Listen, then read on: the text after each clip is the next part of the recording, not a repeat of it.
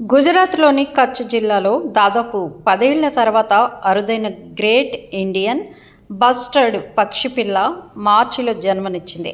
ఇది ఒక చారిత్రాత్మక పరిరక్షణ విజయంగా అభివర్ణిస్తున్నారు.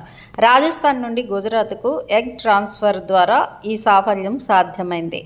లాలా పర్జన్ అడవుల్లో ప్రాజెక్ట్ జీఐబీ కింద ఈ పక్షి సంరక్షణ వేగవంతమైంది. కచ్లోని అబ్డాసా గడ్డి భూముల్లో అరుదైన పక్షి పిల్ల జన్మించింది. ఈ జాతి మనుగడపై కొత్త ఆశలను చిగురింపచేసింది. కచ్లో మగ పక్షులు లేకపోవడంతో రాజస్థాన్లోని సంరక్షణ కేంద్రం నుండి గుడ్డును తెచ్చి అడవిలోని గూడులో పెట్టి విజయవంతంగా పిల్లగా మార్చారు.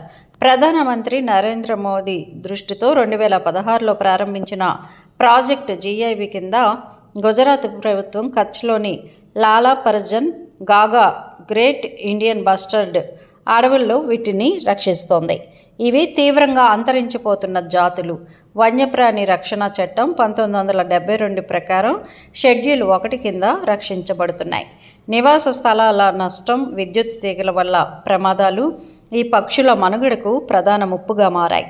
ఈ విజయం అటవీ శాఖ శాస్త్రవేత్తల కృషి వల్ల అంతరించిపోతున్న ఈ భారీ పక్షిని కాపాడుకోవడంలో ఒక కీలకమైన అడుగు పడింది.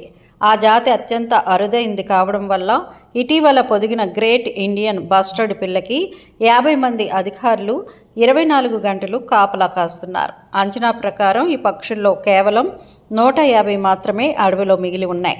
ఇవి ప్రధానంగా రాజస్థాన్, గుజరాత్ అడవుల్లో కనిపిస్తాయి.